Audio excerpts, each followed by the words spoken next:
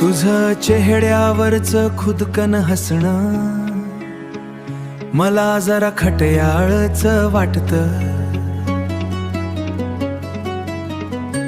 त्याचं सौंदर्य मनात कितीही ठसत असलं तरी थोडं हृदयात धडधडायला होत. त्याच कारणच तसं आहे. आकाशात उडणाऱ्या पक्षाचं चित्र मी घरातल्या भिंतीवर लावलं. एक दिवस ते उडत उडत मला त्या ताऱ्याकडे घेऊन गेलं. जो तारा तू मला आकाशात दाखवला होता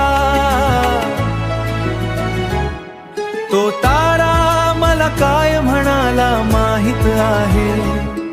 आकाशाच्या खोलीसारखं हे स्त्री मन आहे. काही नकळत बोलला असशील तर ते तिच्या मत्याख्याड धुमके तू सारखं फिरत राहील आणि कधी तुझ्यावरल माहित नाही.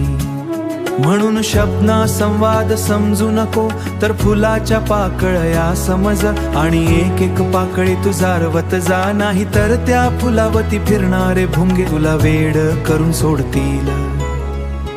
प्रेम हा शब्द परमेश्वराने मनुष्याला तस एका हाकीची चाहूल म्हणून दिला. जो जीवलगाची वाट पाहणं किती आर्त असतं हे सांगतो. ती भावना ती समजती माया आज माझ्या मनात तुझ्यासाठी उमलत चालली आहे. तू कधी फुलपाखरांचे बागडणे पहिले असशील. ते कळ्यांना त्यांचे गुपित सांगत फिरतात. मग या खेळकळीने आपले प्रेम व्यक्त करावे. औक्षणात तिचे फुल व्हावे. त्यानंतर दोघांनी कमेकंत जावे. इतकी तू मला एक रूप होत चालली आहे. मग काय कळली तुला माझी प्रेम भावना. या मनाच्या पल्याड एक स्वप्नांचं हे प्रेम.